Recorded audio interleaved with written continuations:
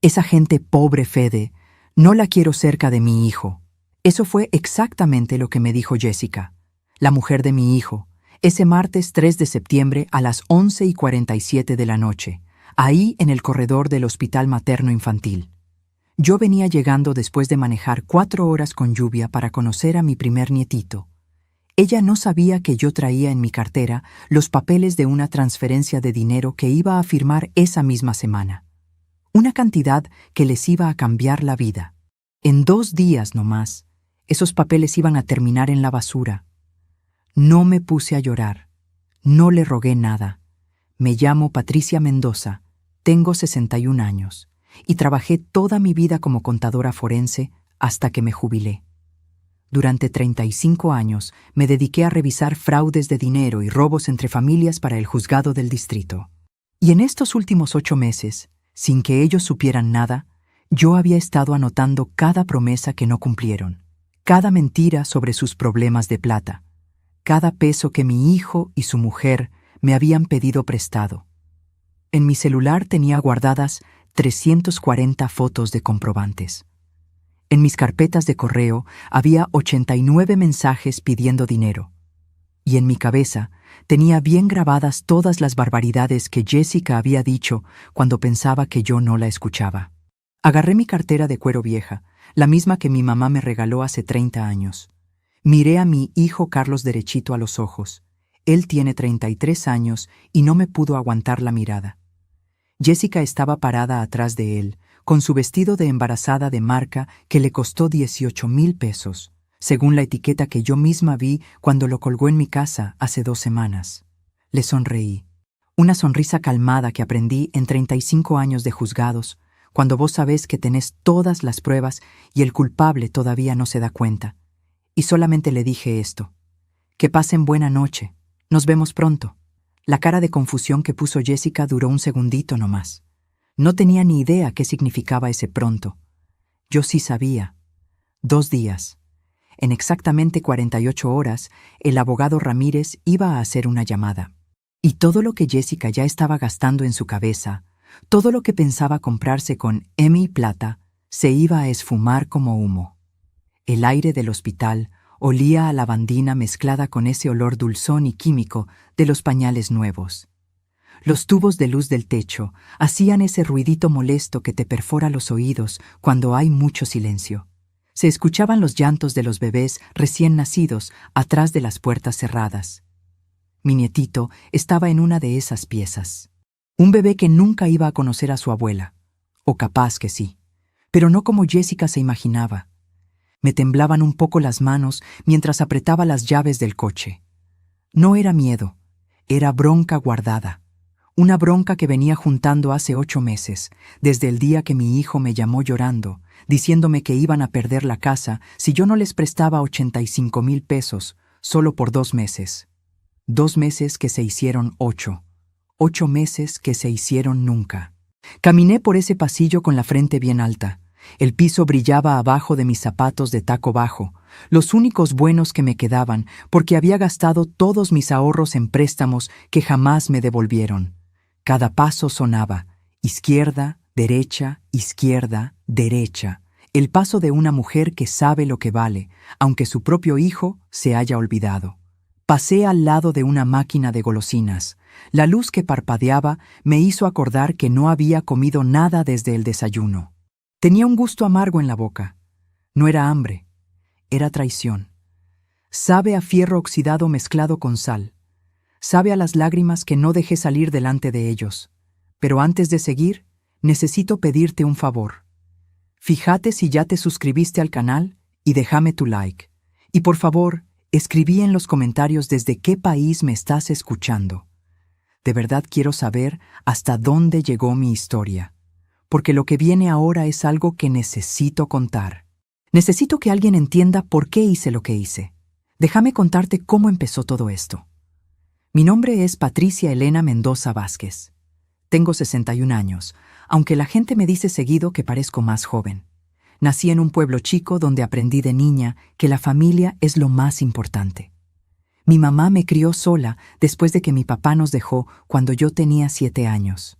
Me enseñó 3 cosas: Trabaja duro, ahorra cada centavo y nunca, nunca abandones a tu familia. Seguí esas reglas toda mi vida. Las seguí cuando me casé con Roberto a los 22 años. Las seguí cuando trabajé turno doble para pagarle la universidad a Carlos mientras Roberto peleaba contra el alcohol. Las seguí cuando me divorcié a los 45 años y me quedé completamente sola, criando a un hijo adolescente con mi sueldo de contadora. Las seguí cuando vendí la casa de mi mamá para pagarle la maestría a Carlos en administración de empresas. 180,000 pesos. La casa donde yo crecí. Las paredes que guardaban los recuerdos de mi infancia. Todo convertido en un diploma que mi hijo colgó en la oficina de su empresa de consultoría. Carlos siempre fue un buen hijo, o eso pensaba yo. Cuando era chiquito, me traía flores del jardín todos los domingos. Me abrazaba fuerte y me decía: «Mami, cuando sea grande te voy a comprar una casa enorme». Lloró en mi hombro el día que se recibió y me agradeció cada sacrificio. Me presentó a Jessica hace 6 años, en la cena de Navidad. Ella era gerente de marketing en una empresa grande internacional. Andaba con ropa carísima. Hablaba de sus viajes a Europa como si fueran paseos a la esquina. Y desde el principio noté algo en su mirada cuando me veía. Una forma de evaluarme. Como si estuviera calculando cuánta plata yo tenía. Como si estuviera midiendo si yo era lo suficientemente elegante para su grupo de amistades. Pero me callé la boca, porque mi hijo la quería, porque mi hijo sonreía cuando estaba con ella, porque una madre aprende a tragarse sus dudas cuando ve a su hijo contento. Se casaron hace 4 años, una boda de 450,000 pesos. Yo puse 120,000. Jessica quería que fuera perfecta, que sus amigas de la empresa vieran que se casaba a lo grande. Me acuerdo que me senté en la 5ª fila de la iglesia, no en la primera.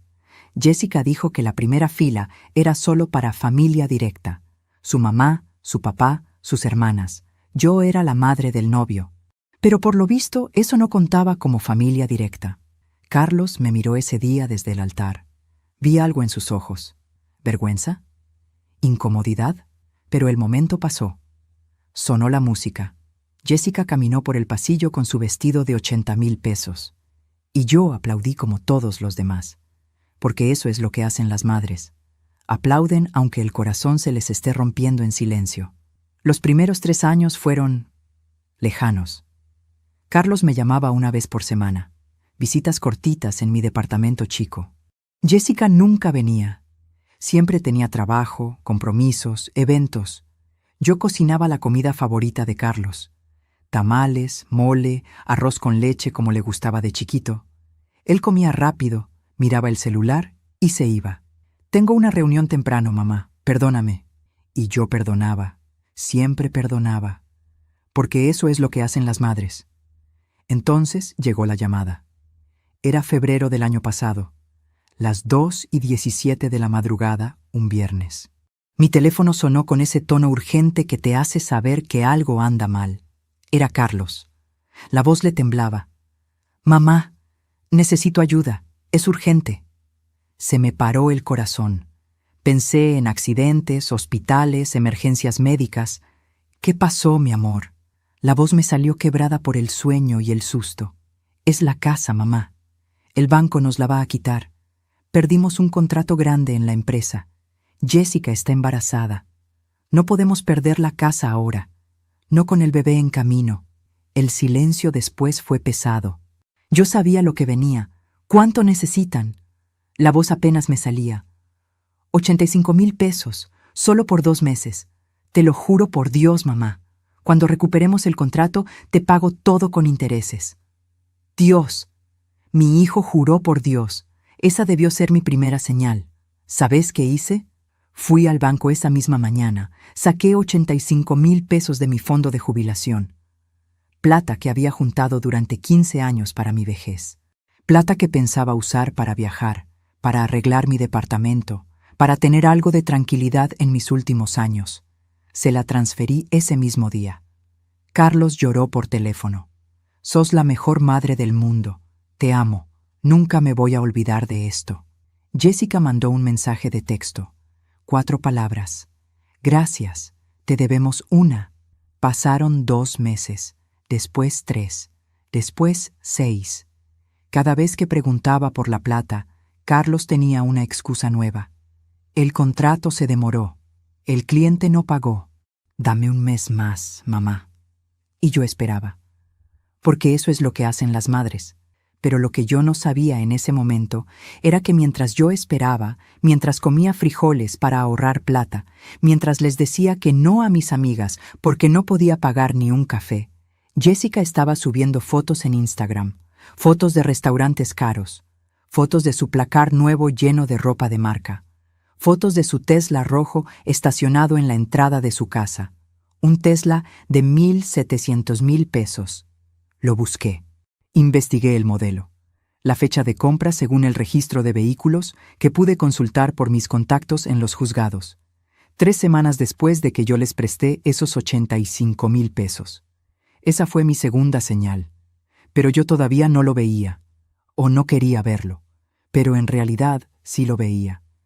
Lo que pasa es que una madre tiene una capacidad enorme de encontrar excusas para sus hijos. Me decía a mí misma, capaz el Tesla es de la empresa, capaz los restaurantes son reuniones de trabajo, capaz la ropa de marca la compró antes del problema financiero. Capaz. 30 excusas diferentes que yo me inventaba mientras miraba el techo de mi departamento a las 4 de la madrugada, sin poder dormir, con ese nudo en el estómago que no se iba nunca. Entonces llegó la segunda llamada. Era abril, las 6:35 de la tarde, un martes. Yo estaba preparando la cena. Sopa de fideos con verduras, la misma que comía todos los días porque era barata. Mi teléfono vibró. Carlos otra vez. Mamá, tengo que pedirte otro favor.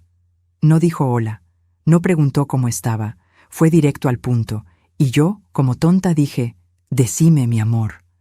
Mi voz salió automática, programada por 33 años de ser madre.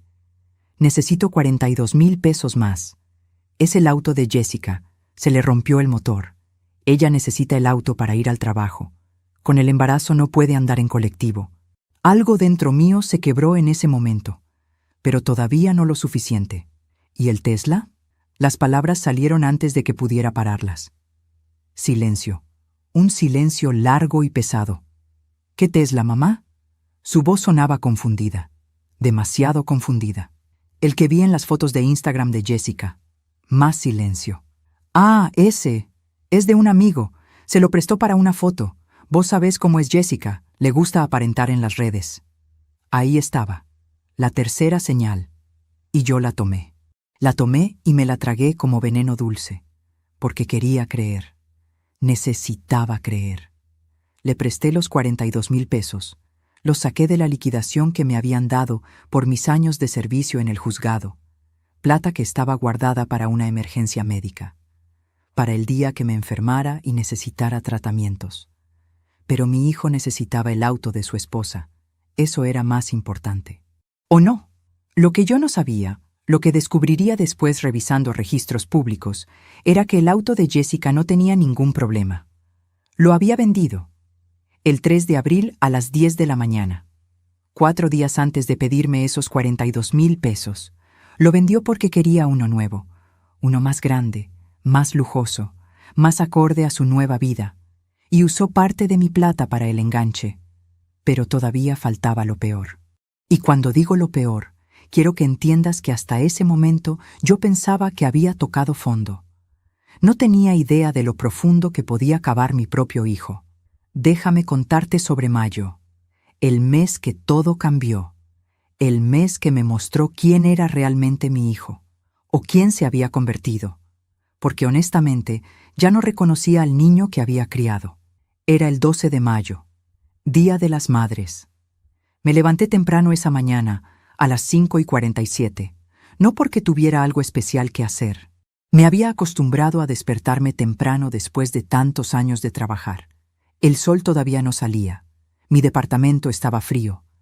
Encendí la cafetera vieja que hacía un ruido horrible, como si estuviera a punto de explotar. El olor del café llenó la cocina pequeña, un olor que normalmente me gustaba. Pero ese día olía amargo. Todo olía amargo ese día. Esperé que sonara el teléfono. Esperé el mensaje de mi hijo. Un «Feliz día, mamá». Unas palabras, lo que sea. Pasaron las 6, las 7, las 8. Mi teléfono estaba silencioso. Le mandé un mensaje a Carlos a las 9:22. Algo simple. «Buenos días, mi amor». Vi los 2 tildes azules. Vio el mensaje. No respondió. A las 11:15 me vestí. Me puse mi vestido celeste, el que usaba para las ocasiones especiales. Me maquillé un poquito. Me peiné con cuidado. Agarré la cartera. Manejé 40 minutos hasta la casa de Carlos. Esa casa grande en el barrio privado con vigilancia y portón eléctrico. Esa casa que yo había ayudado a pagar con mis 85,000 pesos, aunque ellos nunca lo dijeron así. Toqué el timbre a las 12:03 de la tarde. Escuché pasos adentro. Voces. Risas. El portón se abrió. Pero no fue Carlos quien salió. Fue Jessica. Tenía puesta una bata de seda rosa. Su panza de embarazada se notaba más. Se veía hermosa. Se veía descansada. Se veía todo lo que yo no me sentía. Me miró de arriba abajo. Sus ojos recorrieron mi vestido celeste viejo, mis zapatos gastados, mi cartera de cuero con las esquinas peladas. Y vi algo en su cara. No era desprecio exactamente. Era peor. Era lástima mezclada con fastidio. Como cuando ves un perro callejero y te da pena, pero también querés que se vaya porque te incomoda. Patricia. No me dijo suegra, no me dijo doña. Patricia. Como si fuéramos amigas, como si tuviéramos la misma edad. ¿Qué haces acá? La pregunta me golpeó en el pecho. ¿Qué hacía ahí? Era el Día de las Madres. Era mi hijo, era mi familia. Venía a saludar a Carlos y a vos también, claro. Mi voz sonaba chiquita. Odiaba cómo sonaba. Hoy tenemos un almuerzo familiar, los padres de Carlos. Se corrigió. O sea, yo y mi familia, mis papás, mis hermanas, es algo íntimo. Algo íntimo que no me incluía a mí, la madre de su marido, la abuela de su bebé. Entonces escuché la voz de Carlos desde adentro. ¿Quién es, amor? Y Jessica, sin dejar de mirarme, gritó hacia atrás. Nadie importante, ya voy. Nadie importante. Esas 2 palabras flotaron en el aire entre nosotras, pesadas como piedras. Nadie importante. Carlos no salió. No vino a ver quién era. No insistió. Se quedó adentro con su familia. Su familia que no era yo. Jessica sonrió. Una sonrisa apretada que no llegaba a sus ojos. Gracias por venir, Patricia. Otro día coordinamos algo, dale. Y cerró el portón. El ruido del metal chocando me sonó en los oídos. Me quedé parada ahí, en la vereda, con el sol de mediodía pegándome en la cabeza, con mi vestido celeste puesto como una tonta, con el regalo que había traído todavía en la mano, un juego de baberos que había bordado yo misma durante 3 semanas, cada puntada hecha con amor, con esperanza, con la ilusión de que mi nieto usaría algo hecho por su abuela. Caminé de vuelta al auto. Subí. Cerré la puerta. Y ahí, sola en mi auto estacionado a media cuadra de la casa de mi hijo, con el motor apagado y las ventanas cerradas, me permití llorar. Lloré por primera vez en meses. Lloré hasta que no me quedaron más lágrimas, hasta que el pecho me dolía de tanto sollozar, hasta que la garganta me ardía. Y cuando terminé de llorar, cuando me sequé los ojos y me miré en el espejito retrovisor, vi algo diferente en mi cara. Vi a una mujer que finalmente estaba entendiendo. Una mujer que había sido lo suficientemente tonta, pero que ya no iba a hacerlo más. Saqué mi celular, abrí la cámara y tomé una foto de esa casa. La fecha y hora quedaron grabadas. 12 de mayo, 12:47 de la tarde. No sabía para qué la iba a necesitar, pero algo dentro mío, esa parte que había sido contadora forense durante 35 años, esa parte que sabía documentar evidencias, me dijo, guarda esto, va a servir. Esa fue la primera prueba que junté conscientemente. La primera de muchas. Manejé de vuelta a mi departamento. El camino parecía más largo que antes. Cada semáforo en rojo se sentía eterno. Cuando llegué, eran las 2:15 de la tarde. Mi teléfono sonó. Un mensaje de Carlos. Finalmente. Abrí el mensaje con el corazón latiendo rápido. Capaz se había dado cuenta. Capaz se sintió mal, capaz iba a disculparse. El mensaje decía: «Feliz día, mamá. Te quiero mucho. Perdón que no te llamé antes, estuve ocupado. Después te llamo. Después te llamo». 4 palabras que significaban nunca, porque Carlos no me llamó ese día, ni al día siguiente, ni en toda esa semana, pero yo sí hice algo esa noche. Me senté en mi computadora vieja, la prendí, abrí un archivo nuevo de Excel y empecé a escribir: fecha, hora, monto prestado, promesa de devolución, excusa dada, estado actual, fila por fila, número por número, construyendo un registro de cada peso que les había prestado, cada mentira que me habían dicho, cada promesa rota. Era el 12 de mayo a las 9:33 de la noche. Y sin que yo lo supiera todavía, ese era el momento exacto en que Patricia Mendoza, la madre que perdonaba todo, empezó a morir.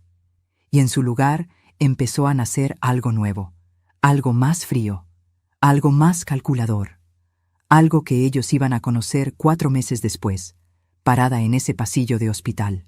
¿Sabes qué es lo más triste de todo esto? Que yo todavía los quería. Todavía quería creer que las cosas podían arreglarse. Todavía tenía esperanza. Pero la esperanza es peligrosa cuando la otra persona ya decidió quién sos para ellos. Y para Jessica, yo ya había decidido qué era. Gente pobre que Fede, alguien que no merecía estar cerca de su hijo. Lo que ella no sabía era que esa gente pobre que Fede tenía $4.3 millones guardados en inversiones que había hecho durante 40 años de trabajo.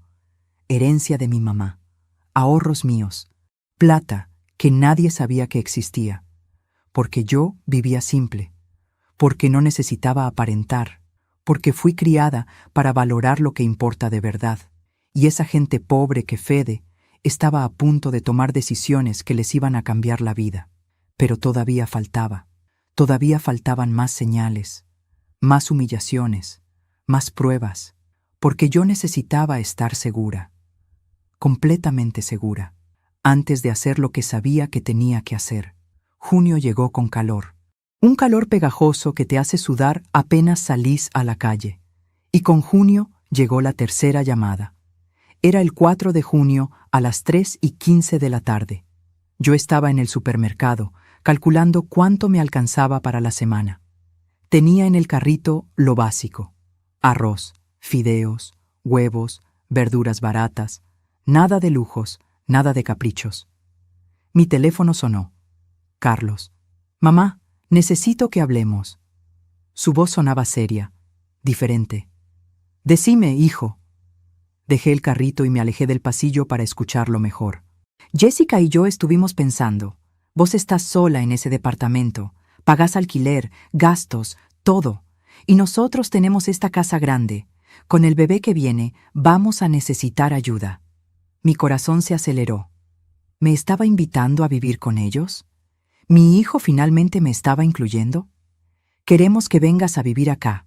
Vas a tener tu pieza. Vas a poder estar con tu nieto todos los días. Y bueno, si podés ayudarnos con algunas cosas de la casa, con el bebé cuando nazca, sería genial». Sonreí ahí parada en el supermercado, una sonrisa enorme que me salió del alma. Mi hijo me quería cerca. Todo iba a estar bien. Las cosas iban a mejorar. «Claro que sí, mi amor. Cuando querés que me mude. Lo antes posible. El bebé nace en septiembre. Necesitamos que estés instalada antes». Colgué el teléfono sintiendo algo que no había sentido en meses. Esperanza, alegría, pertenencia. Qué tonta fui. Me mudé el 18 de junio a las 9 de la mañana. Un amigo me ayudó con las cajas. No tenía mucho: ropa, algunos libros, fotos de Carlos cuando era chiquito, mis documentos importantes. Jessica me recibió en la puerta. Llevaba puesto un conjunto deportivo de marca. Su panza ya era grande. Se veía cansada pero hermosa. «Bienvenida, Patricia. Tu pieza está en el fondo, al lado del lavadero». Al lado del lavadero, la pieza más chica de la casa. Sin ventanas grandes, con olor a humedad. Pero no dije nada. No iba a quejarme. Estaba agradecida de estar ahí. Esa primera semana me dediqué a acomodarme, a conocer la rutina de la casa. Jessica se levantaba tarde, cerca del mediodía. Carlos salía temprano a trabajar y volvía a las 8 o 9 de la noche. Yo me levantaba a las 6. Preparaba el desayuno, limpiaba, ordenaba, hacía las compras, cocinaba. Jessica bajaba cuando el almuerzo ya estaba listo. Comía en silencio mirando su celular. Después volvía a subir a su pieza. No hablábamos mucho, pero yo pensaba que era por el embarazo, que estaba cansada, que necesitaba su espacio. Yo podía entender eso, podía ser paciente. La primera discusión fue el 26 de junio a las 7:40 de la noche. Carlos había llegado del trabajo. Yo había cocinado milanesas con puré, su comida favorita de cuando era chico. Estábamos los tres sentados en la mesa. Jessica probó un bocado. Hizo una mueca. Esto está muy salado. Yo probé mi plato. Estaba bien, normal. ¿Te parece? A mí me parece bien. Ella dejó el tenedor en el plato con un ruido fuerte. Patricia, yo tengo el paladar sensible por el embarazo. Si te digo que está salado, está salado. Carlos no dijo nada. Siguió comiendo mirando su plato. Y yo, como tonta, me disculpé.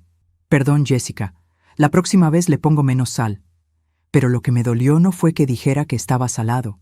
Fue que Carlos no me defendió. No dijo, mamá cocina rico. No dijo, a mí me gusta. No dijo nada, absolutamente nada. Esa noche, cuando me fui a dormir en mi pieza al lado del lavadero, escuché voces. Jessica y Carlos hablando en su habitación. Las paredes eran finitas, se escuchaba todo. No sé cuánto tiempo más voy a aguantar esto. Tu mamá está todo el día acá. Me siento invadida. La voz de Jessica sonaba cansada, quejosa. Dale tiempo, amor. Nos está ayudando un montón.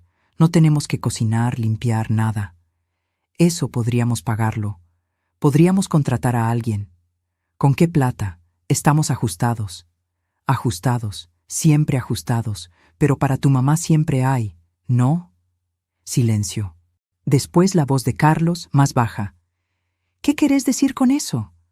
Nada, olvídalo, estoy cansada. Me quedé despierta hasta las 3 de la madrugada esa noche, mirando el techo, preguntándome qué había querido decir Jessica con eso, preguntándome si sabía de los préstamos, preguntándome si Carlos le había contado. Al día siguiente, 27 de junio, me levanté como siempre a las 6. Preparé el desayuno. Limpié la cocina. Cuando Jessica bajó, le sonreí. Buenos días. ¿Dormiste bien? Ella ni me miró. Agarró una taza de café. Se fue a la sala. Prendió la tele. Yo me quedé ahí parada como una tonta, con la sonrisa todavía en la cara. Y así pasaron los días. Yo limpiando, cocinando, haciendo todo. Jessica tratándome como si fuera invisible. O peor, como si fuera la empleada.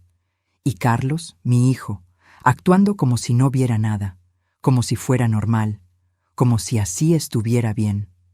Julio fue peor. El 8 de julio a las 4:22 de la tarde estaba lavando los platos. Jessica entró a la cocina. Patricia, necesito que hagas algo por mí. No era una pregunta, era una orden. Decime. Tengo turno con el médico mañana a las 10. Carlos no puede llevarme. ¿Podés manejarme vos? Por supuesto que podía. Era el control de mi nieto.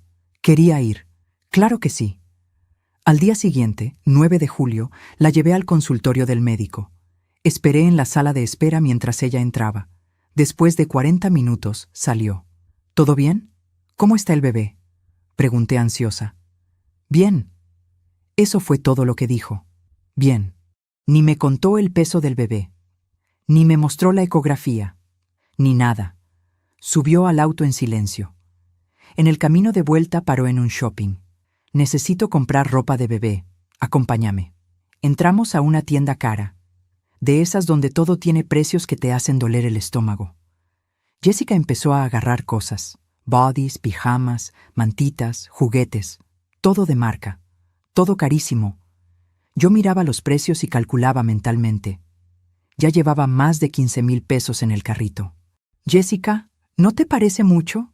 Ella me miró con esos ojos fríos. Mi hijo va a tener lo mejor. No lo voy a vestir con porquerías baratas. Pagó con su tarjeta. Salimos de ahí con 5 bolsas llenas. Subimos al auto. Y entonces ella dijo algo que se me quedó grabado. Es una lástima que tu hijo no haya tenido estas cosas cuando era chico. Pero bueno, vos no podías, ¿no? Tragué saliva. Me quemaba la garganta. Hice lo que pude con lo que tenía. Ya sé, hiciste lo que pudiste. Lo dijo con una sonrisa, pero no era una sonrisa linda. Era una sonrisa que te hace sentir chiquita, que te recuerda todo lo que no pudiste dar, todo lo que no fuiste. Manejé de vuelta a la casa con las manos apretando el volante, tan fuerte que los nudillos se me pusieron blancos. Y cuando llegamos, cuando Jessica bajó del auto con sus bolsas caras, cuando entró a la casa sin siquiera darme las gracias, yo me quedé sentada ahí. Saqué mi celular y escribí en mi archivo de notas: 9 de julio, 1:45 de la tarde. Jessica gastó 15,400 pesos en ropa de bebé. Dice que no tienen plata para devolverme, pero tienen plata para esto. Ya habían pasado 5 meses desde que les presté los primeros 85,000 pesos. 5 meses de promesas de devolvérmelos el mes que viene. Y ahí estaba Jessica, gastando como si el dinero le cayera del cielo. Pero lo peor, lo que realmente me abrió los ojos, pasó el 15 de julio, un martes, las 10:52 de la mañana. Yo estaba limpiando el baño de arriba, el baño que usaban Carlos y Jessica. Escuché que sonó el teléfono de Jessica. Ella estaba abajo, el celular estaba en la mesa de luz, cargando. Sonó y sonó. No sé qué me pasó. No soy de esas personas que revisan cosas ajenas, pero algo me empujó. Me acerqué. Miré la pantalla. Era un mensaje de su hermana Claudia, y se veía parte del mensaje en la pantalla bloqueada. ¿Ya le dijiste a la vieja que vas a despedirla cuando nazca el bebé? Ja, ja, ja. Se me cortó la respiración. Leí el mensaje 3 veces. 4, 5. Despedirla. Como si yo fuera una empleada. Como si yo estuviera ahí trabajando para ellos y no ayudando a mi propia familia. Saqué mi celular. Le tomé foto a la pantalla. Las manos me temblaban tanto que la primera foto salió movida. La segunda quedó bien. La guardé en una carpeta oculta, con fecha y hora. 15 de julio, 10:52 de la mañana. Bajé las escaleras con las piernas temblándome. Jessica estaba en la cocina comiendo uvas. Me miró. ¿Terminaste de limpiar los baños? No le contesté inmediatamente. La miré. De verdad la miré, y me pregunté cómo mi hijo se había enamorado de esta mujer. ¿Qué vio en ella? Sí, ya terminé. Mi voz sonó rara, apagada. Ella no lo notó, o no le importó. Esa noche Carlos llegó tarde, las 10:15. Yo ya había cenado sola. Jessica había comido en su pieza. Él calentó su plato en el microondas. Se sentó en la mesa. Yo me senté frente a él. Hijo, necesito hablar con vos. Él no dejó de comer. Decime, mamá, ¿cuándo me van a devolver la plata que les presté? Dejó el tenedor. Me miró, y en sus ojos vi algo que no había visto antes. Molestia. Mamá, ya hablamos de eso, cuando se pueda. Ya pasaron 5 meses. Lo sé, pero no tenemos ahora. Vi que Jessica compró ropa de bebé carísima la semana pasada. Su cara cambió, se puso serio, frío. Eso es diferente. Es para nuestro hijo. También podrían haber usado esa plata para devolverme algo de lo que me deben. Se paró. Agarró su plato. No voy a discutir esto ahora. Estoy cansado. Y se fue.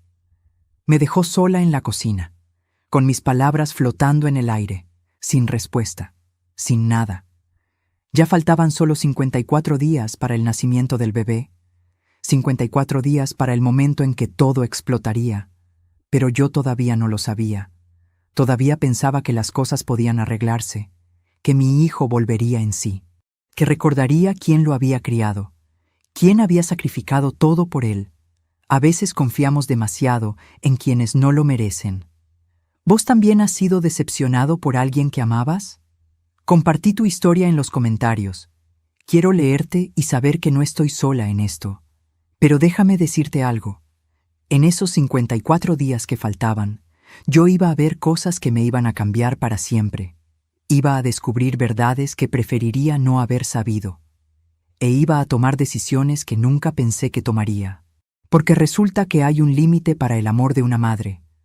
Un punto donde el amor se transforma en otra cosa. En justicia, en dignidad, en supervivencia. Y yo estaba a punto de encontrar ese límite. Agosto llegó con una sensación extraña, como esa calma que viene antes de la tormenta. Yo seguía en la casa, seguía limpiando, cocinando, haciendo todo lo que se esperaba de mí, pero algo había cambiado adentro mío. Empecé a observar más, a prestar atención a detalles que antes ignoraba, a documentar cosas que antes dejaba pasar. El 2 de agosto a las 7:05 de la noche, Jessica recibió una llamada. Yo estaba en la cocina preparando la cena. Ella contestó en la sala. Su voz sonaba emocionada. ¿En serio? ¡Ay, no puedo creer que te lo aprobaron! Pausa. Una casa en la playa. ¡Qué envidia! Otra pausa más larga. Nosotros también estamos viendo algo. Una casa más grande. Para cuando el bebé crezca. Esta ya se nos quedó chica. Me quedé quieta con el cuchillo en la mano. Una casa más grande. ¿Con qué plata? ¿Con la plata que me debían a mí? Seguí escuchando. Ya sé que Carlos dice que estamos ajustados, pero él no sabe todo. Yo tengo mis propios ahorros. Y bueno, pronto va a haber más. No entendí a qué se refería con pronto va a haber más, pero lo guardé en mi memoria. Lo anoté esa noche en mi archivo. 2 de agosto. 7:05 de la noche. Jessica hablando de comprar casa nueva. Dice que tendrá más dinero pronto. El 7 de agosto, Carlos llegó temprano del trabajo. Las 6:30 de la tarde, inusual en él. Traía una botella de champán, cara. Yo reconocí la marca porque la había visto en las revistas. Más de 3,000 pesos esa botella. ¿Qué estamos celebrando?, pregunté tratando de sonar alegre. Cerré un contrato grande. Al fin. Las cosas se están acomodando, mamá. Mi corazón dio un salto. Las cosas se están acomodando. Eso significaba que podrían devolverme. Qué bueno, hijo. Me alegro mucho por vos. Jessica bajó las escaleras. Carlos la abrazó. Descorchó la botella. Sirvió 2 copas. Brindaron. Se besaron. Yo me quedé parada ahí, a 2 metros de ellos, sintiendo que era una intrusa en su felicidad. Esperé. No quería arruinar el momento. Pero después de que tomaron su champán, después de que Carlos le contó los detalles del contrato a Jessica, me acerqué. Hijo, ¿con este contrato nuevo van a poder empezar a devolverme algo? El silencio que siguió fue pesado. Carlos me miró. Después miró a Jessica. Mamá, este contrato es a largo plazo. El dinero no entra todo junto. Va a ser de a poco. Pero algo, aunque sea poco, ¿no? Mi voz sonaba desesperada y lo odiaba. Jessica dejó su copa en la mesa. Patricia, Carlos acaba de darnos una buena noticia. ¿Podés no arruinarlo pidiendo plata? Pidiendo plata. Como si fuera una limosnera.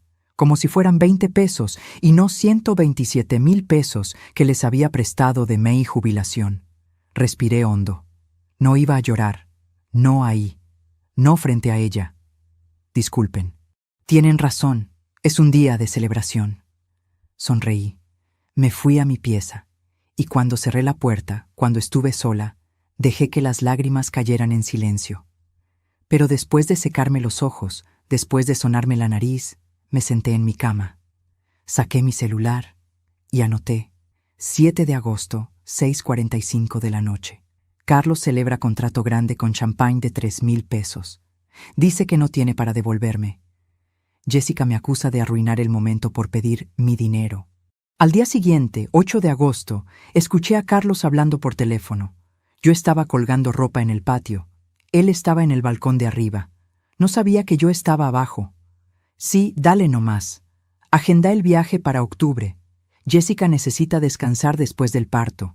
Una semana en Cancún nos va a venir bien. Cancún, México. Viaje internacional. Calculé mentalmente. Un viaje así para 2 personas, con hotel decente, salía mínimo 80,000 pesos. Pero no tenían para devolverme. Esa fue mi cuarta señal. Y esta vez la vi clarita. El 15 de agosto pasó algo que me quebró un poquito más. Era el cumpleaños de Carlos. Cumplía 34 años. Yo me levanté temprano. Hice su torta favorita. Torta de chocolate con dulce de leche. La misma que le hacía desde que tenía 5 años. Me llevó 3 horas. La decoré con cuidado. Escribí «Feliz cumpleaños» con manga pastelera. La dejé en la heladera para que se enfriara. A la tarde, a las 5:20, empezó a llegar gente. Amigos de Carlos y Jessica. Gente bien vestida. Gente que llegaba en autos caros. Jessica había organizado una fiesta sorpresa. Yo no sabía nada. Nadie me había dicho. Había un servicio de catering, meseros con bandejas, comida cara, vino, decoración elegante en el jardín. Yo salí de mi pieza cuando escuché las voces. Jessica me vio. Se acercó rápido. «Patricia, hay mucha gente. ¿Podrías quedarte en tu pieza? Es que es un evento social y bueno...» No terminó la frase. No hacía falta. Entendí perfecto. Yo no encajaba. Yo, con mi ropa simple, con mi pelo sin teñir, con mis zapatos viejos, no era presentable para los amigos importantes de mi hijo. Pero entonces alguien preguntó, ¿y esa torta de dónde salió? Era mi torta de 3 horas que yo había hecho con amor. Jessica la había sacado y la había puesto en la mesa del jardín. Ah, la encargué en una pastelería, mintió sin pestañear. Quedó hermosa, ¿no? Y todos felicitaron la torta. Mi torta, que ella estaba diciendo que había comprado. Me quedé parada ahí, en el marco de la puerta que daba al jardín, mirando la escena. Carlos estaba rodeado de gente, riendo, feliz. Me vio. Por un segundo nuestras miradas se cruzaron. Yo esperaba que dijera algo, que me llamara, que me presentara a sus amigos, que dijera, ella es mi mamá, ella hizo esta torta hermosa. Pero no.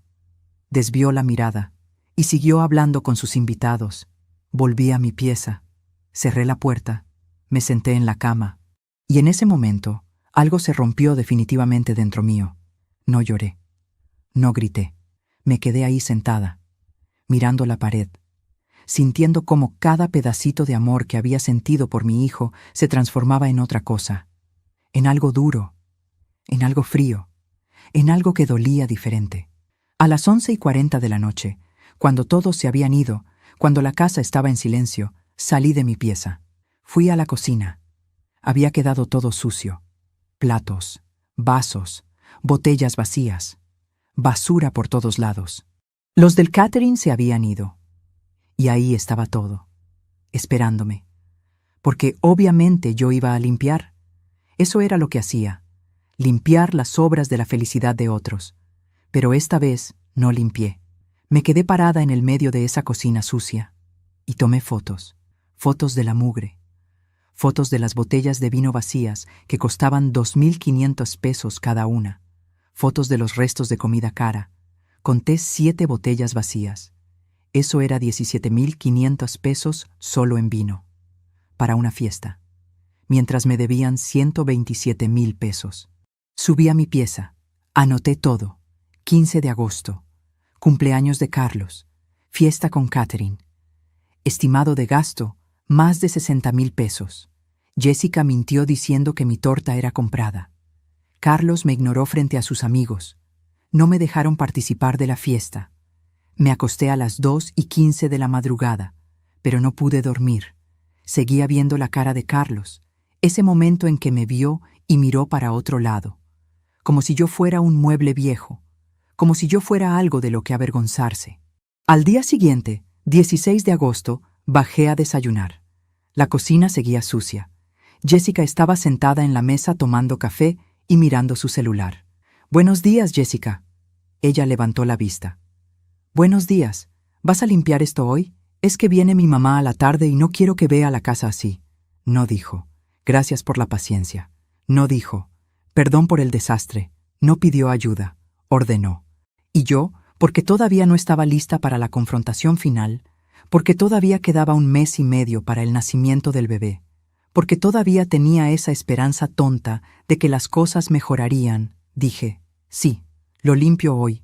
Pero mientras limpiaba, mientras juntaba los vasos sucios, mientras tiraba la basura, mientras pasaba el trapo por las superficies pegajosas de vino derramado, algo dentro mío susurraba, una voz fría, una voz que sonaba a los 35 años que pasé en tribunales, una voz que sabía de justicia, una voz que decía, guardá cada prueba, documentá cada abuso, porque va a llegar el día en que todo esto va a servir.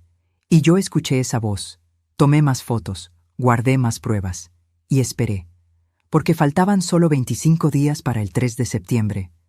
Solo 25 días para el momento en que Jessica me diría esas palabras en el pasillo del hospital.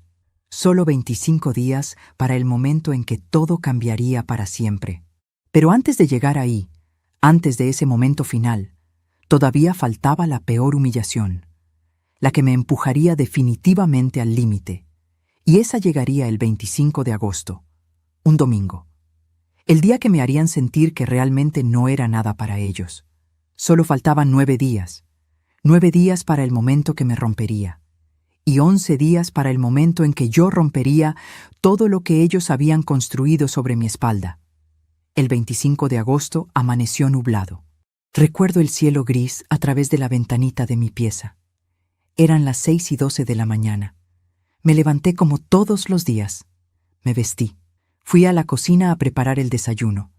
Pero cuando llegué, Carlos y Jessica ya estaban ahí, sentados en la mesa, con una laptop abierta entre ellos. Se callaron cuando me vieron entrar. Buenos días. Mi voz sonó demasiado alegre, falsa. Buenos días, mamá. Carlos cerró la laptop. Rápido, como si no quisiera que viera algo. Jessica me miró con esa cara que ya conocía bien, esa mezcla de fastidio y superioridad. Patricia, necesitamos hablar. Se me hizo un nudo en el estómago. Esas palabras nunca traen nada bueno. Decime. Carlos se aclaró la garganta. Es sobre tu estadía acá. Ya pasaron 2 meses. Y bueno, con el bebé que está por nacer, vamos a necesitar reorganizar algunas cosas. Asentí. Esperaba que me dijeran que me mudara a otra pieza, que comprara algunas cosas para el bebé, lo que sea. La cosa es así, mamá. Pensamos que cuando nazca el bebé, vamos a contratar una enfermera, profesional, que sepa cómo cuidar a un recién nacido correctamente. Correctamente. Como si yo no supiera, como si yo no hubiera criado a un hijo, como si no hubiera cuidado bebés de mis hermanas, de mis primas, de mis amigas durante toda mi vida. Entiendo. ¿Y yo? Las palabras me salieron chiquitas. Vos vas a poder volver a tu departamento. Ya cumpliste tu objetivo de ayudarnos a preparar la casa. Te agradecemos mucho. Mi objetivo. Como si hubiera sido una empleada temporal. Como si hubiera estado ahí por un trabajo y no por amor. ¿Cuándo quieren que me vaya? Jessica respondió antes que Carlos. Lo ideal sería esta semana, para que tengamos tiempo de acomodar todo antes del parto. Esta semana. Faltaban 9 días para la fecha probable de parto, y me estaban echando una semana antes. Pero yo quiero estar cuando nazca mi nieto. Mi voz se quebró un poquito. Odiaba que se escuchara tan débil. Carlos se paró. Vino hacia mí. Me puso una mano en el hombro. Y vas a estar, mamá. Te vamos a avisar cuando nazca. Vas a poder visitarlo en el hospital. Y después, cuando estemos instalados en casa con el bebé, coordinamos visitas. Coordinamos visitas. A mi propio nieto, como si fuera una extraña que necesitara turno para ver a su propia familia. Carlos, yo dejé mi departamento. Era mentira. Todavía lo tenía. Pero quería ver qué decía. ¿En serio? Jessica parecía sorprendida. Creí que lo habías mantenido. No. Ustedes me dijeron que me viniera a vivir acá. Pensé que era permanente. Otro silencio. Este más incómodo. Carlos miró a Jessica. Jessica miró a Carlos. Y entonces ella dijo algo que reveló todo. Todo el plan. Toda la manipulación. Bueno, cuando te llamamos para que vinieras, te dijimos que necesitábamos ayuda hasta que naciera el bebé. Nunca dijimos que era para siempre. Capaz vos entendiste otra cosa. Y ahí estaba, la verdad. Ellos habían planeado esto desde el principio. Me habían usado. Me habían traído para que limpiara, cocinara, los sirviera gratis durante 2 meses y después echarme como si nada, como si fuera basura. Jessica continuó. Igual no te preocupes, estuviste acá sin pagar alquiler ni gastos durante 2 meses. Eso debe haber sido un ahorro grande para vos. Considéralo como que te devolvimos parte de lo que nos prestaste. Me quedé sin aire. Sentí que las paredes se movían. 2 meses sin pagar alquiler como devolución de 127,000 pesos. 2 meses de trabajar como esclava, limpiando su mugre, cocinando sus comidas, aguantando sus desprecios, como pago. Carlos no dijo nada. No me defendió. No le dijo a Jessica que estaba siendo injusta. No dijo nada. Respiré hondo. 1 vez, 2 veces, 3 veces. No iba a llorar ahí. No iba a darles esa satisfacción. Entiendo. Me voy mañana entonces. Mi voz salió calmada. Demasiado calmada.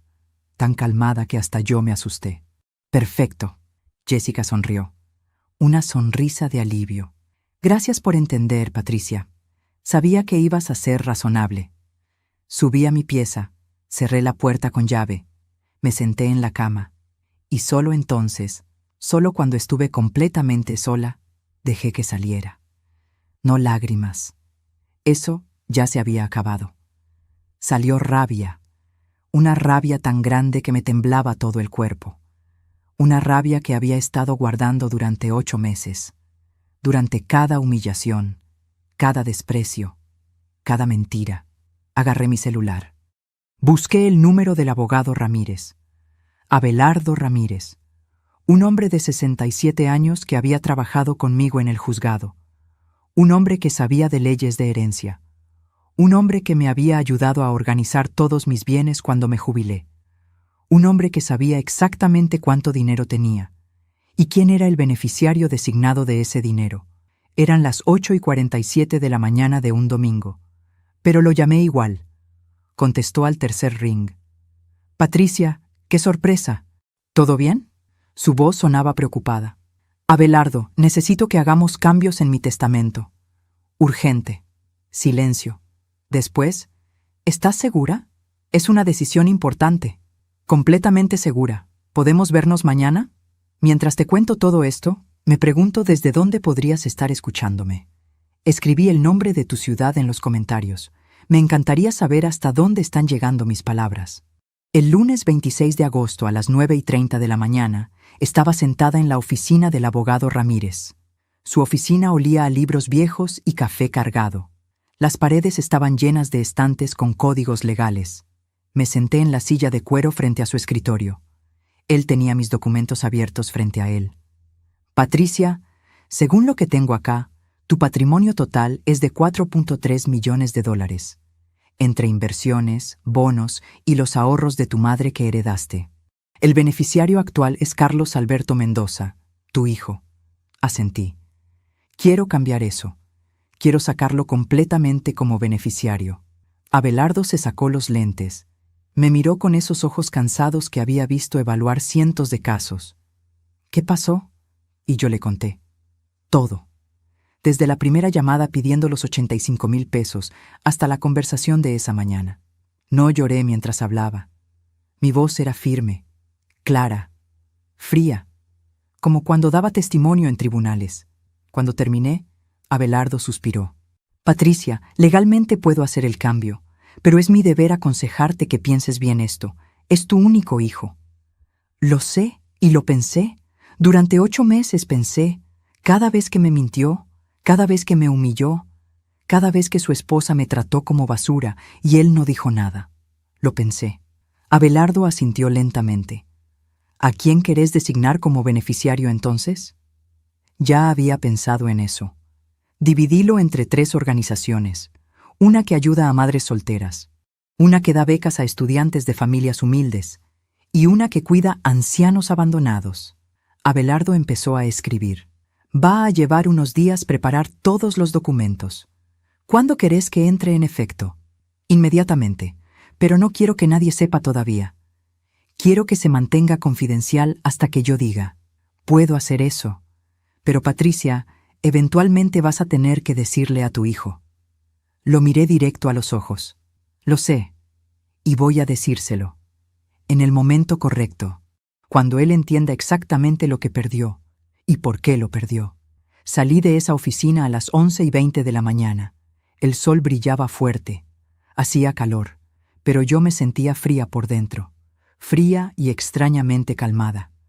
Como cuando terminas de tomar una decisión difícil y ya no hay vuelta atrás.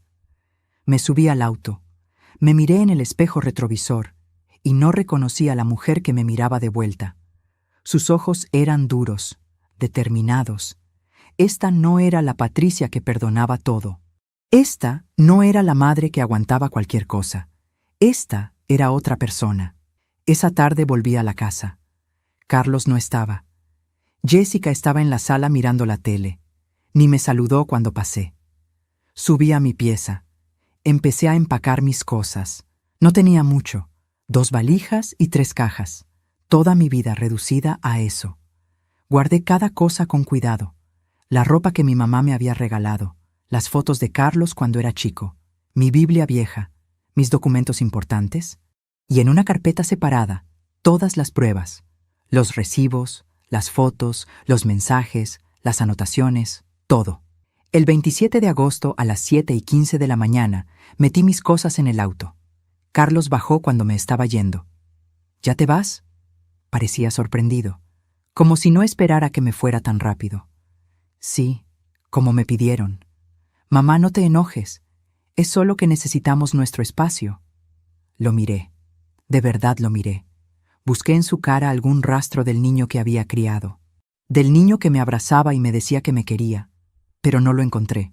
No estoy enojada, Carlos. Estoy decepcionada, que es mucho peor. Me subí al auto. Arranqué. Miré por el espejo retrovisor y vi a mi hijo parado en la entrada de su casa. Levantó la mano en un saludo medio tímido. No se la devolví. Seguí manejando. Y no miré atrás. Llegué a mi departamento a las 8:30. Todavía lo tenía. Nunca lo había dejado. Había mentido para ver cómo reaccionaban. Y su reacción me había dicho todo lo que necesitaba saber. Abrí la puerta. Olía a encerrado, a abandono. Abrí las ventanas. Dejé que entrara el aire. Puse mis cosas en su lugar. Me senté en el sofá y esperé. Solo faltaban 7 días. 7 días para la fecha probable de parto. 7 días para el momento en el hospital. 7 días para que todo cambiara.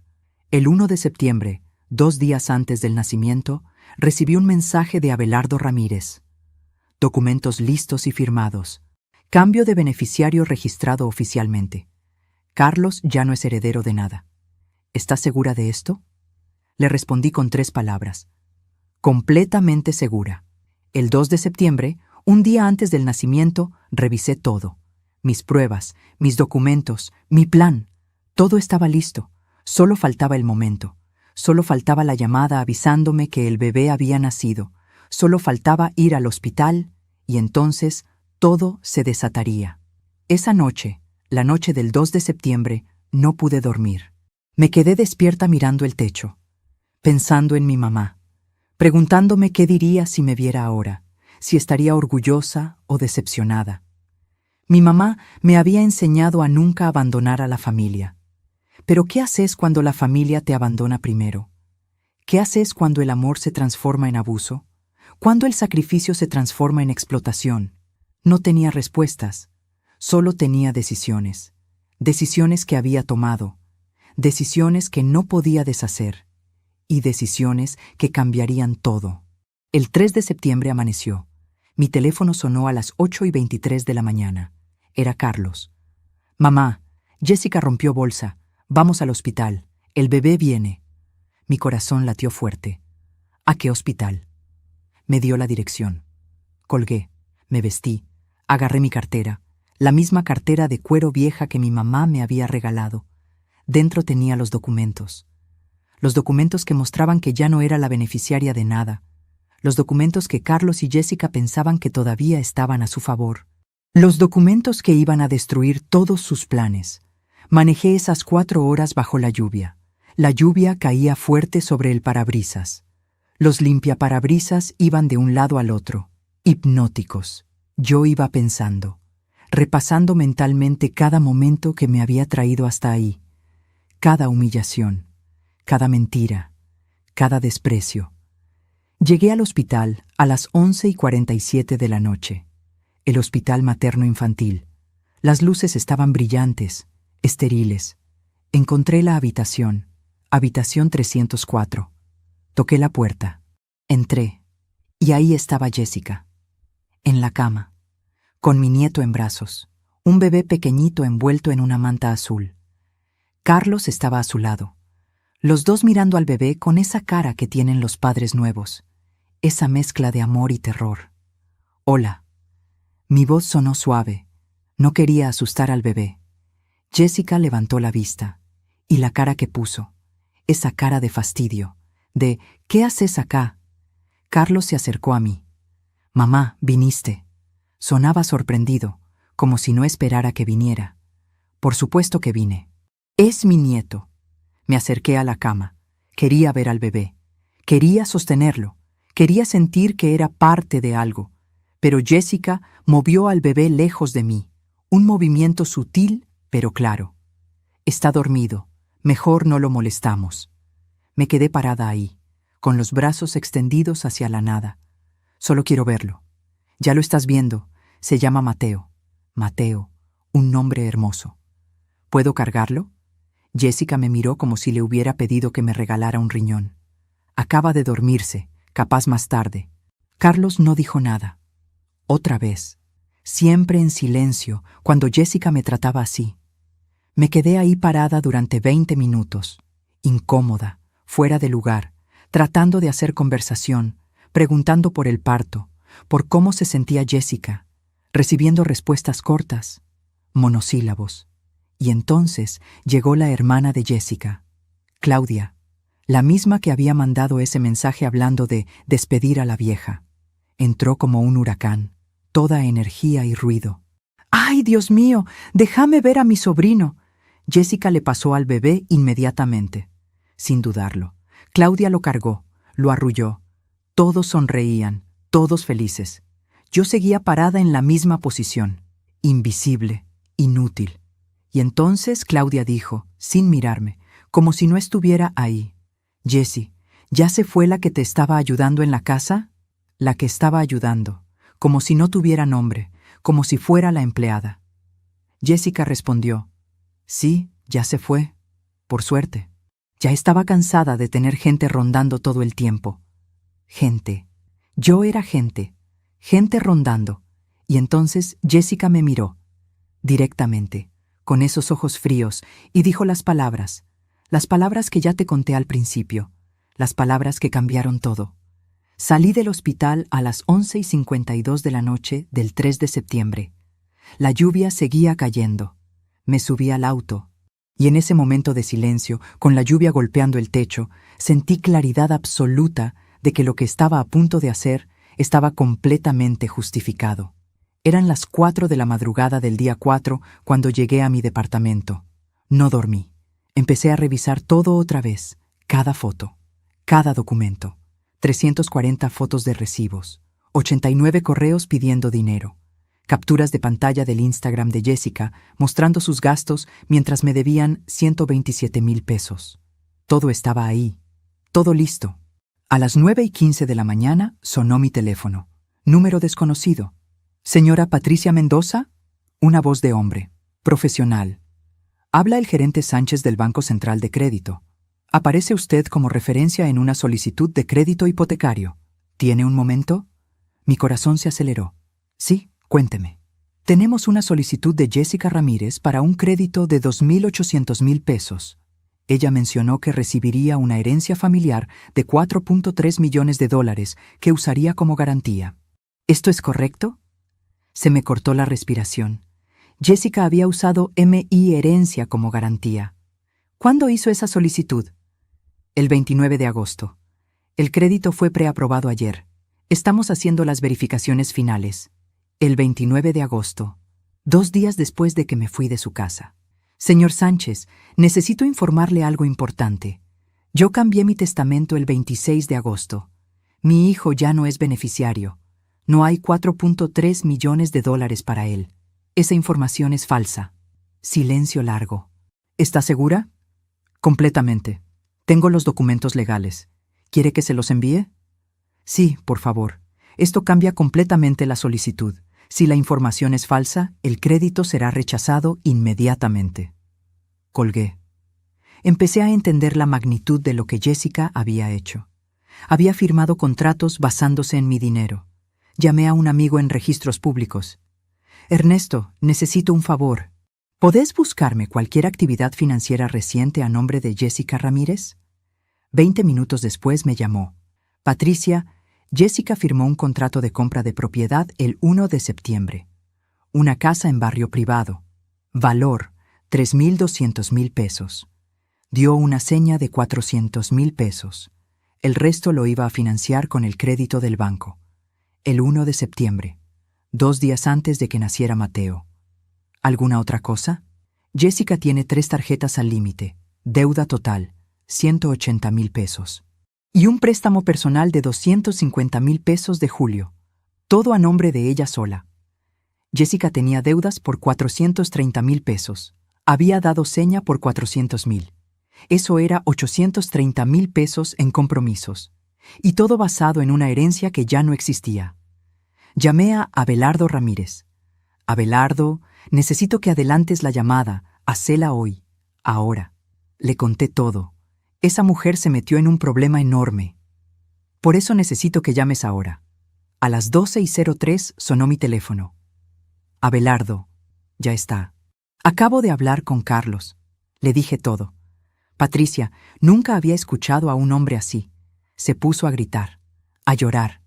En ese momento entró otra llamada. Carlos. ¿Qué hiciste?, gritaba. Tomé una decisión sobre mi dinero. Ese dinero era mío. Soy tu hijo. Ese dinero era mío. Lo gané yo. Yo decido qué hacer con él. ¿Sabes lo que acabas de hacer? Jessica compró una casa, firmó un contrato, dio una seña, todo basándose en esa herencia. Ahí estaba. La confesión. ¿Vos sabías que compró una casa? Silencio. ¿Y la seña de 400.000 pesos? ¿De dónde salió? De un préstamo que Jessica sacó. Él sabía. Carlos, ¿vos y Jessica estaban esperando que yo me muriera para recibir esa plata? No, solo estábamos planeando el futuro. ¿Planeando el futuro con mi muerte? Es herencia, mamá. Así funcionan las herencias. Las herencias se reciben cuando la persona muere. No se gastan mientras la persona todavía vive. Escuché a Jessica gritar de fondo. Carlos, ¿qué más firmó Jessica? Tiene algunas deudas en tarjetas. ¿Cuánto? Como 180.000 pesos. Jessica había apostado casi 3.700.000 pesos a una herencia que ya no existía. Carlos, tu esposa los hundió y lo hizo contando con que yo me muriera. Vos podés arreglar esto. No. Mamá, por favor. No, Carlos, esto es consecuencia. Vamos a perder todo. Van a perder las cosas que compraron con dinero prestado, con dinero que contaban robar de mi cadáver. Silencio que lo decía todo. Dios mío, estaban esperando que me muriera. Jessica agarró el teléfono, asustada. Patricia, por favor, cometí un error. Tenemos un bebé. ¿Qué va a pasar con él? Mateo va a estar bien. Ustedes tienen trabajos. Lo que no van a tener es una casa de 3.200.000 pesos comprada con MI dinero. Yo ya firmé el contrato. Si no completo la compra, pierdo la seña. 400.000 pesos. El crédito que acaban de rechazar porque mentiste. Jessica, vos cometiste fraude. Eso es ilegal. Su voz cambió a amenazante. No te atrevas a denunciarme. No necesito hacerlo. El banco ya sabe. Vos nos arruinaste. No, vos te arruinaste sola. Yo solo protegí lo que es mío. Carlos agarró el teléfono. Mamá, dame una oportunidad. Tuviste 8 meses de oportunidades y nunca me elegiste. ¿Qué querés que haga? Quiero que te hagas responsable y quiero mi dinero de vuelta, los 127.000 pesos. Tenés un año. Colgué.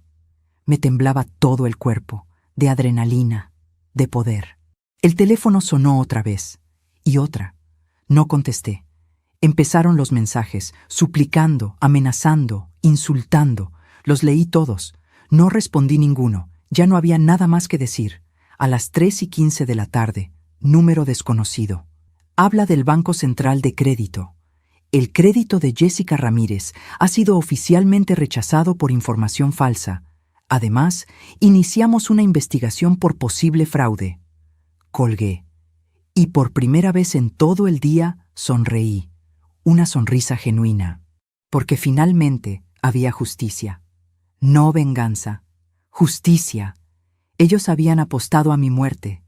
Y ahora tenían que enfrentar las consecuencias. Pasaron 2 días de silencio. El 6 de septiembre pensé que finalmente lo habían aceptado. Pero cuando un animal está acorralado, no se rinde. Ataca. A las 4:37 de la tarde sonó mi timbre. Era Carlos. Solo. Sin Jessica. Se veía terrible. Ojos hinchados, ropa arrugada, barba de 3 días. Me quedé del otro lado de la puerta. ¿Abría? Tocó otra vez. Más fuerte. Mamá, sé que estás ahí. Por favor, necesito hablar con vos. Su voz sonaba quebrada. Respiré hondo. Abrí la puerta, pero dejé la cadena puesta. ¿Qué querés, Carlos? Vi lágrimas en sus ojos. Necesito hablar con vos, por favor. 10 minutos. Dudé. Cada instinto me decía que no, pero todavía era mi hijo. Abrí la puerta. Carlos entró. Olía a café viejo y a desesperación. Nos quedamos parados en la entrada. Yo no lo invité a sentarse. Habla. Mi voz salió fría. Jessica se fue. A la casa de sus padres. Con Mateo. Me dejó. Dice que yo arruiné todo.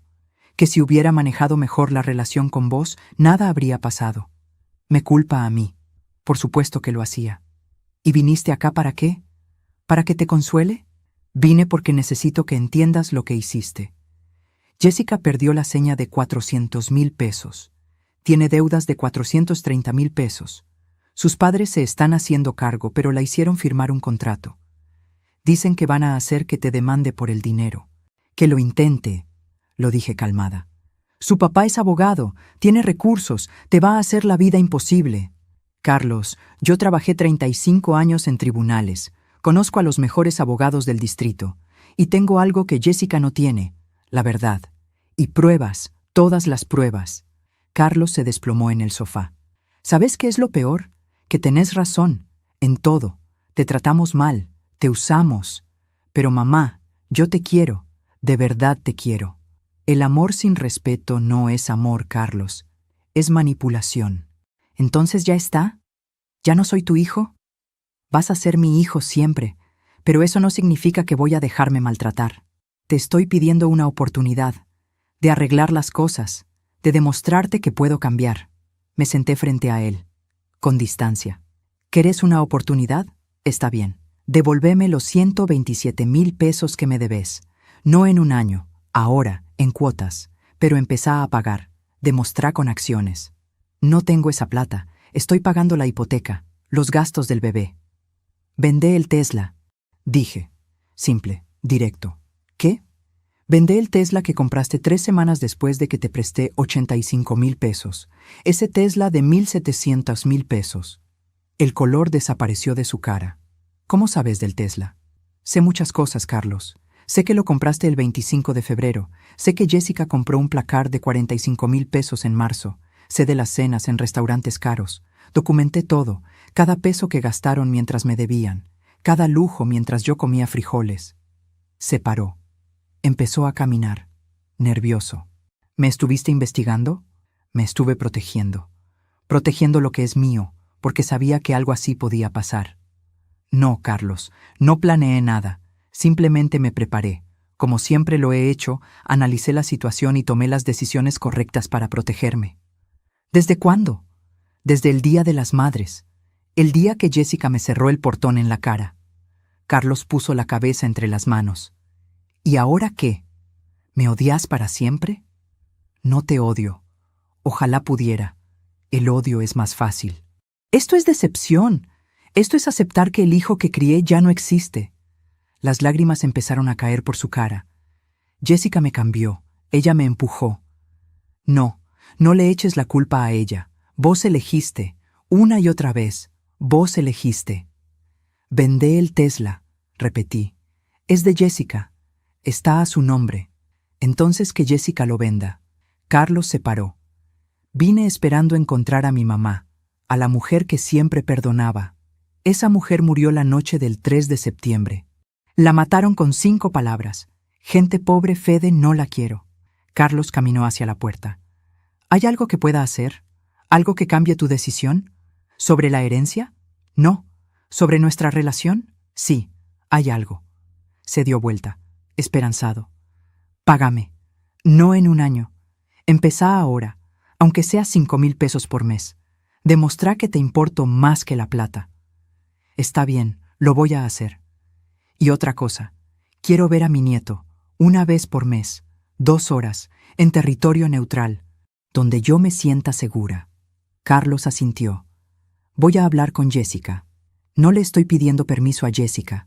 Te lo estoy diciendo a vos. Si querés tener algún tipo de relación conmigo, esas son mis condiciones. Está bien, lo voy a hacer. Abrió la puerta. Mamá, lo siento, de verdad lo siento. Lo siento no devuelve los 127,000 pesos. Lo siento no borra los 8 meses de maltrato. Las acciones son lo que importa. Cerré la puerta. Me apoyé contra ella.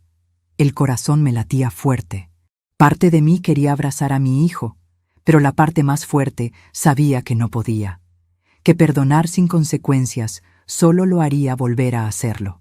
Esa noche, a las 9:20, recibí un mensaje de Jessica. Espero que estés contenta. Arruinaste mi matrimonio. Arruinaste nuestras vidas. Y algún día Mateo va a saber lo que hiciste.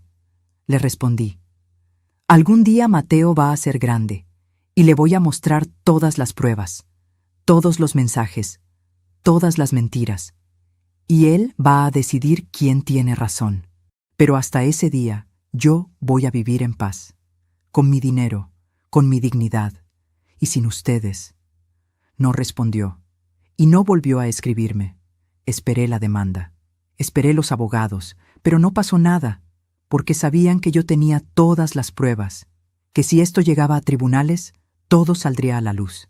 El 15 de septiembre, 12 días después del nacimiento de Mateo, recibí un depósito bancario. 5,000 pesos, de Carlos, con una nota. Primera cuota. Te prometo que voy a pagar todo. Miré ese depósito durante largo rato. 5,000 pesos de 127,000. Apenas el 4%. Pero era un comienzo, era una acción, no palabras. Le respondí. Recibido. Gracias. Nada más. No iba a celebrar que finalmente estaba haciendo lo correcto. Pero algo dentro mío se aflojó un poquito.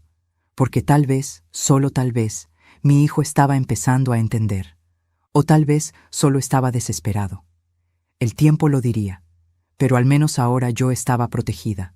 Al menos ahora yo tenía control sobre mi vida, mi dinero, mi futuro. Y eso, después de tantos años de dar todo sin recibir nada, se sentía como libertad. Los días se convirtieron en semanas. Carlos siguió depositando 5,000 pesos cada mes. Septiembre, octubre, noviembre, como un reloj. Pero no hablábamos, solo transacciones bancarias. Yo seguía con mi vida, salía con amigas, tomaba clases de pintura, me había inscrito en un club de lectura. Por primera vez en décadas vivía para mí. Pero algo faltaba. Mateo, mi nieto, al que solo había visto una vez. Por 5 minutos. Eso me dolía más de lo que quería admitir. El 3 de diciembre, 3 meses después del nacimiento de Mateo, recibí un mensaje de Carlos. Mamá, ¿seguís queriendo ver a Mateo? Jessica finalmente aceptó. Este sábado a las 3 de la tarde en el Parque Central. 2 horas. ¿Te sirve? Sí, ahí estaré. El sábado llegué al Parque Central a las 2:45. A las 3:07 vi llegar a Carlos, solo, empujando un cochecito. Hola, mamá. Hola, Carlos. 2 extraños que alguna vez fueron todo el uno para el otro. Jessica no vino, pero dijo que podés estar 2 horas con Mateo. Yo me voy a quedar, por si acaso, como si yo fuera peligrosa. Respiré hondo. Hoy era sobre Mateo. Me acerqué al cochecito. Ahí estaba, mi nieto, 3 meses, despierto, mirándome con curiosidad. Hola, Mateo, soy tu abuela. ¿Puedo cargarlo? Carlos asintió. Lo levanté con cuidado. Era liviano, cálido, olía a bebé, a inocencia, a futuro. Las lágrimas empezaron a caer antes de que pudiera pararlas. Carlos se sentó en la banca. Mamá, no sabes cuánto te extraño. Yo también te extraño, Carlos. Extraño al hijo que pensé que tenía. Puedo ser ese hombre otra vez. Estoy tratando. Lo sé. Los depósitos lo demuestran. Me senté con Mateo en brazos. Jessica y yo nos estamos divorciando. La noticia no me sorprendió. Firmamos los papeles la semana pasada. Ella se queda con Mateo. Yo tengo régimen de visitas. Lo siento. No lo sientas. Vos tenías razón. Ella nunca me quiso. Me quiso por la plata que pensaba que tendríamos. Mateo agarró mi dedo con su manita. ¿Sabes qué es lo peor? Que me di cuenta de que había sacrificado a la única persona que realmente me amaba. A vos. Por una mujer que solo me veía como una cuenta bancaria. Carlos, no vine acá para que te disculpes. Vine a conocer a mi nieto. Lo sé. Pero necesito que sepas que entiendo. Entiendo por qué hiciste lo que hiciste. Y tenés razón. Yo me lo busqué. Pasamos la siguiente hora y media en el parque, yo cargando a Mateo, caminando, cantándole bajito. Carlos caminaba al lado en silencio, un silencio cómodo, de aceptación. A las 4:30, Mateo empezó a llorar. Tengo que llevarlo de vuelta. Se lo pasé, me dolió soltarlo. ¿Puedo volver a verlo? Sí, cada 2 semanas, si querés. Quiero. Carlos puso a Mateo en el cochecito. Se detuvo. Mamá, hay algo más que necesito decirte. Cuando Jessica se fue, encontré algo. Papeles. Documentos. Ella había estado investigándote desde antes de casarnos. Tenía informes de investigadores privados. Sabía exactamente cuánto dinero tenías. Todo. Me quedé helada. Jessica no se enamoró de mí, mamá. Se enamoró de tu cuenta bancaria. Yo fui solo el medio. El matrimonio, el embarazo, todo fue planeado. ¿El embarazo fue planeado? Ella dejó de tomar las pastillas sin decirme. Quería un bebé porque sabía que eso te obligaría a ser parte de nuestras vidas. Dios mío. Mateo había sido parte de un plan. Carlos, ¿por qué me estás contando esto? Buscó en su mochila. Sacó un sobre. Ábrelo cuando llegues a tu casa. Es algo que Jessica escribió, un plan detallado, de cómo iba a acelerar tu... Se detuvo. ¿Mi qué, Carlos? Tu muerte. El mundo se detuvo. ¿Jessica estaba planeando matarme? No directamente, pero estaba investigando cómo hacer que tu salud declinara más rápido. Encontré búsquedas en su computadora, sobre medicamentos, sobre cómo causar ataques cardíacos en personas mayores. Me senté. Las piernas no me sostenían. ¿Tenés pruebas? Están en ese sobre. Todo. Capturas de pantalla, documentos. ¿Por qué no la denunciaste? Porque es la madre de mi hijo. Y porque tengo miedo de que si la denuncio, ella te culpe a vos. Agarré el sobre. Gracias por decirme. Tenías que saber que tu decisión de proteger tu dinero probablemente te salvó la vida. Llegué a mi departamento a las 6:15. Abrí el sobre. Y leí durante 1 hora. Cómo causar ataque cardíaco sin dejar rastro. Medicamentos que interactúan mal con el corazón. Seguros de vida para suegras. Cómo acelerar demencia en ancianos. Me dio náuseas, corrí al baño, vomité. Cuando me lavé la cara y me miré en el espejo, vi a una mujer que había escapado de algo mucho peor que abuso emocional. Llamé a Abelardo Ramírez. Abelardo, necesito que vengas a mi casa, ahora. Llegó a las 8 de la noche. Le mostré todo. Patricia, esto es evidencia de intento de planear un crimen. Tenemos que ir a la policía. ¿Y Mateo? Mateo va a estar mejor sin una madre capaz de esto, pero va a crecer sabiendo que su abuela metió a su madre presa. Pasamos 3 horas debatiendo. Al final, decidimos no denunciarla todavía, pero usaríamos la información como protección. Abelardo redactó una carta para Jessica explicándole que teníamos todas las pruebas guardadas en 3 lugares. que si algo me pasaba, cualquier cosa, automáticamente irían a la policía, que su libertad dependía de dejarme en paz. La carta fue entregada el 10 de diciembre. Mi teléfono sonó a las 3:12. Era Jessica. Patricia. Jessica, ¿cómo conseguiste eso? No importa cómo, lo tengo y está a salvo. Yo solo estaba investigando. No importa si ibas a hacerlo o no, lo pensaste, lo planeaste. Silencio. ¿Qué querés? Quiero ver a mi nieto, sin drama, cada 2 semanas. Y cuando sea más grande, llevarlo a mi casa. Está bien.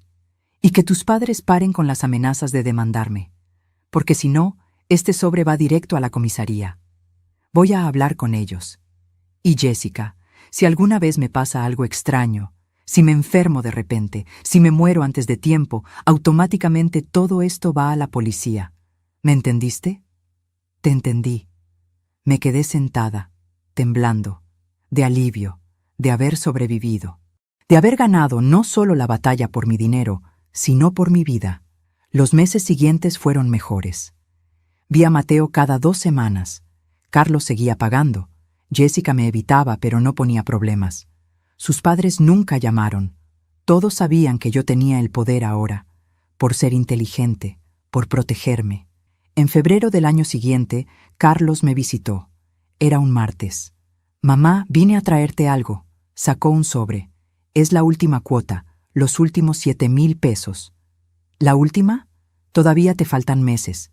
Vendí cosas, trabajé horas extra. Acá está, los 127,000 pesos completos, con intereses. Abrí el sobre. Había un cheque por 147,000 pesos. Es más de lo que debías.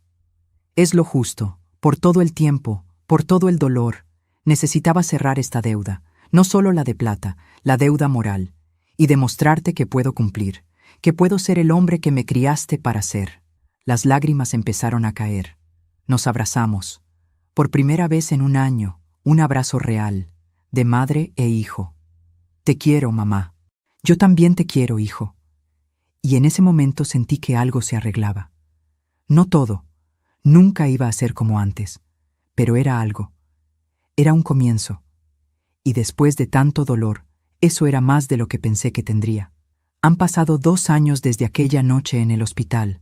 2 años desde que Jessica me dijo que yo fedo porque soy pobre. 2 años desde que tomé la decisión más difícil de mi vida. Y ahora, sentada en mi departamento, puedo decir algo que nunca pensé que diría. Estoy en paz. Mateo tiene 2 años y medio. Lo veo cada 2 semanas. Se queda conmigo los sábados. Jugamos. Le leo cuentos. Le hablo de su bisabuela, una mujer fuerte que no se dejó vencer. Él me llama Abu. Todavía no sabe toda la historia. Algún día la sabrá. Y le voy a mostrar cada documento, cada prueba, para que aprenda que el amor sin respeto es abuso y que está bien protegerte, incluso de tu propia familia. Carlos y yo hablamos una vez por semana. No somos lo que éramos. Nunca lo seremos. Pero somos algo nuevo, algo más honesto. Él sigue trabajando duro. Se compró un auto usado para reemplazar el Tesla. Vive en un departamento más chico. Jessica se volvió a casar. Con un hombre mayor, rico. Pero eso ya no es mi problema. Ya no es mi historia. Mi dinero sigue siendo mío. Los $4.3 millones que Jessica quería gastar están seguros, invertidos, creciendo.